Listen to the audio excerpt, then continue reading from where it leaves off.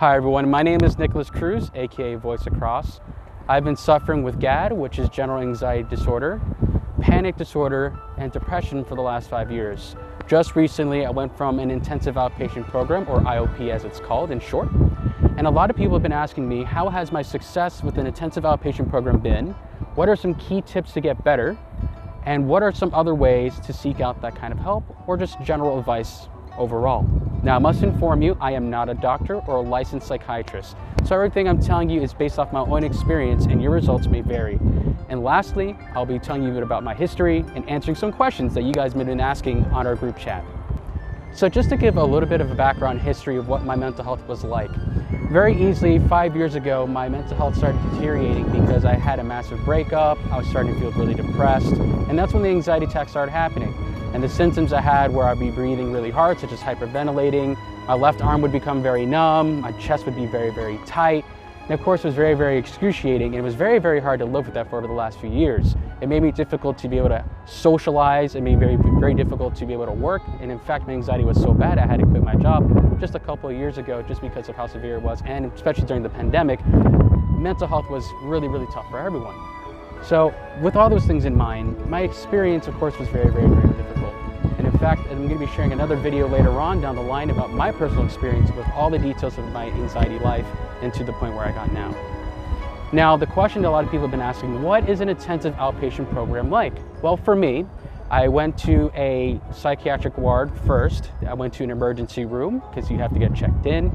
And then they're going to do an evaluation. So basically, they kind of keep you in a holding spot. Nothing to be afraid of, just like any normal, just a way that they put you on a safe location with security just so that they can evaluate you. They'll ask you if you're on any medications, they'll ask you a couple questions, and then you'll be there in the emergency room for maybe a couple hours or so. And this is all just for precaution, just because if you're a manic, of course, if you have an episode like a psychiatric breakdown, that they can be able to help you and be able to prescribe medication on the spot if need be. So they're gonna have those psychiatrists on the spot and everything. So after that happened for me, they recommended me to do an intensive outpatient program. Now again, I'm not gonna say where I went specifically because where I live is, it's very, very, very particular, but I will say I live in Florida, and they were very, very, very, very gracious of being able to help me find the right help that I needed to get. And I want to go, again, really, really put that forward, is that I highly recommend to try doing an intensive outpatient program if it is offered. Now, what they did is they gave me some paperwork. They said, hey, call this number.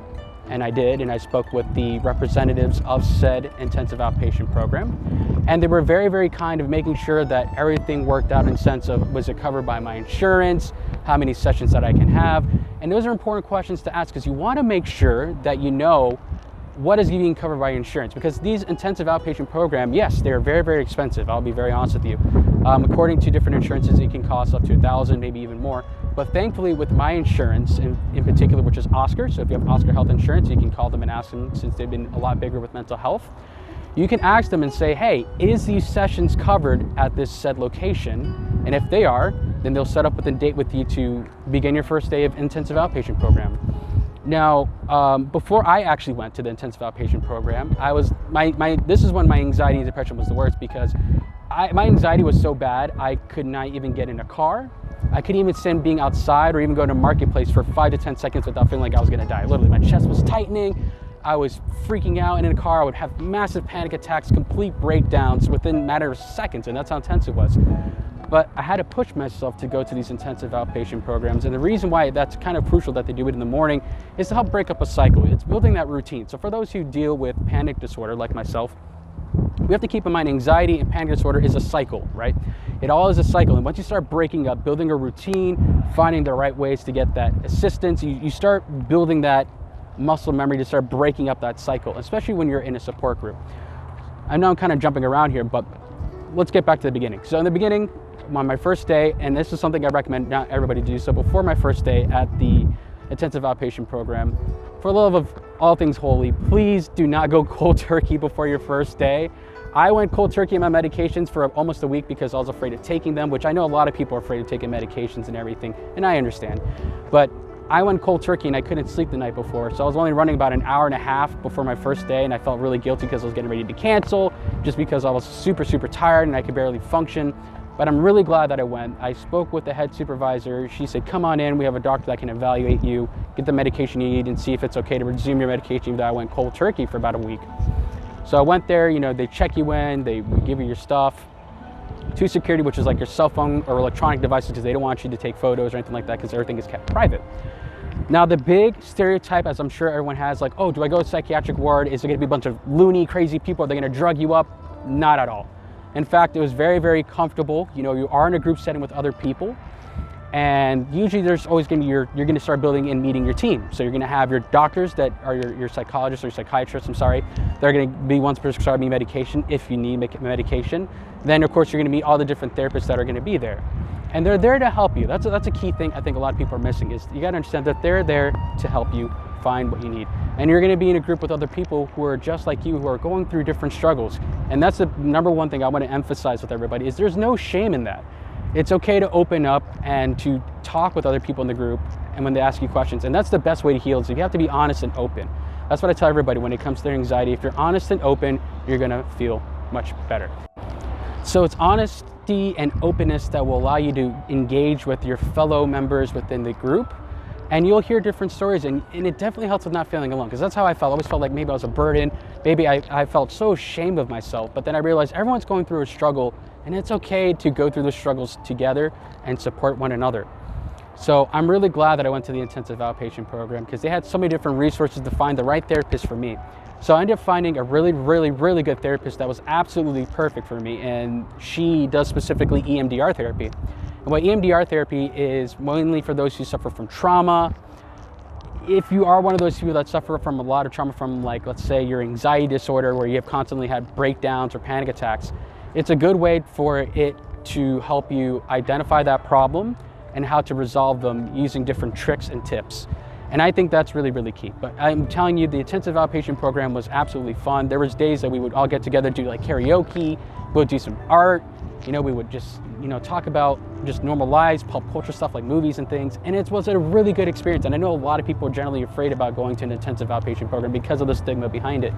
But we gotta understand something, is that us, for those who suffer from mental health, we already have that stigma.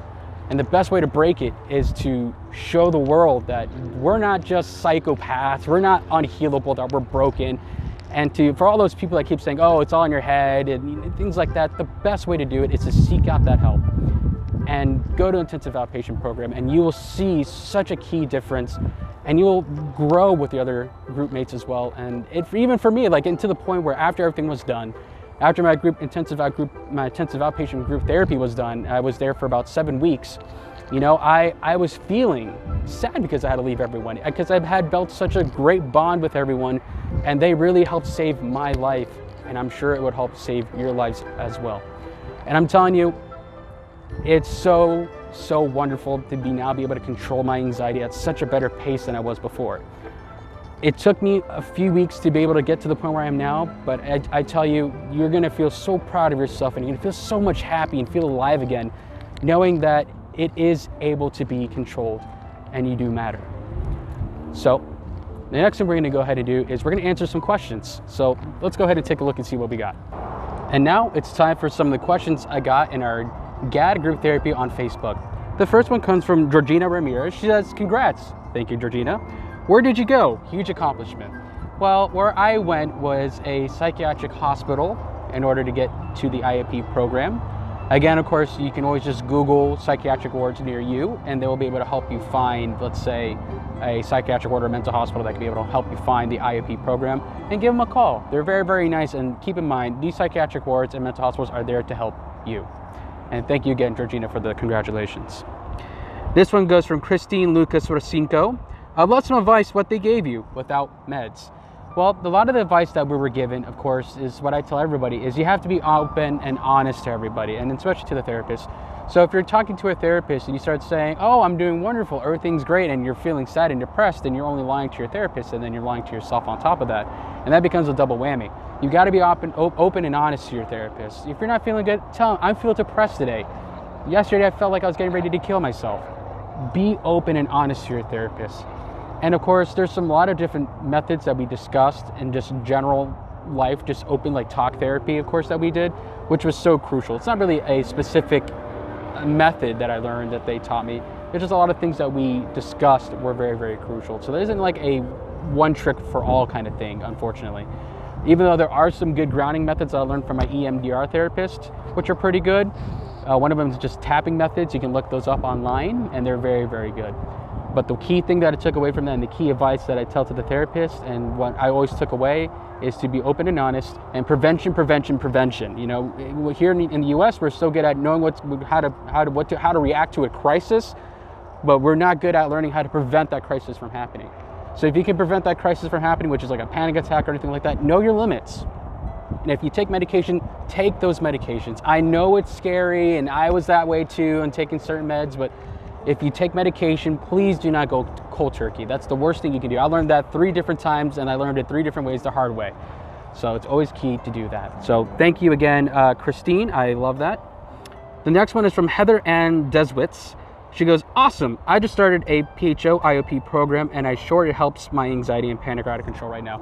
Well, first off, congratulations on making that next step to better your mental health and to seek out that treatment. And I look forward to even hearing your update. How was it for you? What were some of those key aspects that you saw in your mental health journey to grow? So congratulations. I hope you're doing well, Heather, in your journey, and we'll look forward to seeing the next update that you might have. Our next question comes from Ana Calvaris. She goes, I am so happy for you. Could you share the most useful tools that you've learned? Well, there are a few tools that I've learned that were pretty crucial in my mental health journey. But the biggest one I always tell everyone is you have to be open and honest. And I'm gonna preach this a lot in my videos. If you're open and honest to, let's say, someone that you can confide in, which is another step of getting better mental, who you can talk to and being open with them. You're saying, hey, I'm feeling sad today. You gotta be open to tell that to your therapist and say, yesterday I felt like crap. The day before I felt like I was ready to kill myself.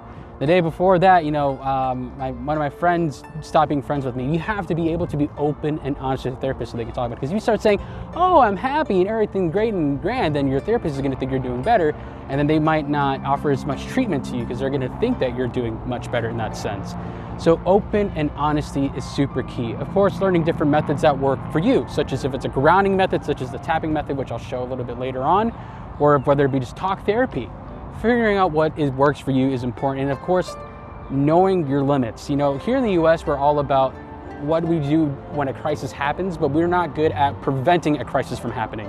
So prevention, prevention, prevention, prevention is super, super key. Know your limits. If you're starting feeling anxious, I don't know, my friends all asking me, they're begging me to come out.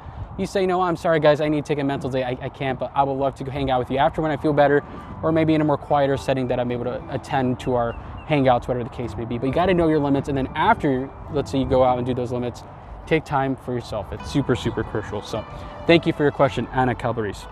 The next one is from Renee Richardson. I'm so happy for you. Share your secrets. I'm exhausted of all this fear. Same here, honey, same here. I used to be super tired of the fear, and I still get it here and there. So it's not completely gone. Let's just be forward, because you can never really get over anxiety. You can learn to control and live with it, but anxiety is always going to be with you no matter what. It's just part of our human nature in our body. But some of the key secrets that I've shared and that I've learned that works for me is one of my grounding methods is the tapping method, where you can grab your 2 arms and you tap right to left, take deep breaths in, close your mind, and think of things that work. And that's usually pretty typical with EMDR style therapy, and that works very, very effectively. On top of that, of course, is knowing who you can confide in, and then being open and honest and believe in the process that you're getting better. So when you start noticing those little things, you say, hey, I went outside for a walk today. Before I was only able to walk 5 seconds, but today I was able to walk 20 seconds. And then the following day I was able to walk a minute. Keep going, keep believing in that process, and things will get better. You gotta believe in that process, and it's super, super key. So those are some of my key techniques. I don't really call them secrets, but key techniques. But I'm sorry to hear that you're exhausted of all the fear. I am exhausted of all that fear too. So it was getting a little bit outside in our location and my phone was overheating, so we decided to move our questions back inside the car. So our next question comes from Kelly Lanello. What were the most beneficial steps you took to help your anxiety, and how long before you started noticing a difference? What things did you try that didn't help you? We'll start off with the first one. These are some great questions, by the way, Kelly. So what were the most beneficial steps you took to help your anxiety? Well, the beneficial steps that I've always told everyone from the very, very beginning, and I will keep preaching this in the video, open and honesty. Know who you can confide in. Seek out that treatment. Those are super, super, super crucial steps to getting better, because if you're lying to yourself or if you stay silent, you're gonna be consistently stuck in that same spot that you were. And I'm gonna keep preaching that in this video. It's time for us to start breaking that silence. If you're saying, hey, I am depressed, who can you talk to that you can say, hey guys, I'm feeling depressed? A family member, a friend, a cousin, your neighbor, whoever it may be, or if not, call your insurance company. They can help you find people that can talk to you about the way that you're feeling, and that way they can even further assist you in terms of getting, let's say, the mental help that you need to get, whether it be through a normal individual therapist or through the IOP program. And knowing what methods work for you too. So for me, tapping method works really, really well for me. Maybe just talk therapy also works pretty good. And then start building that self-confidence. And then once you start doing that, you're gonna notice that huge difference in how you handle your anxiety attacks and everything.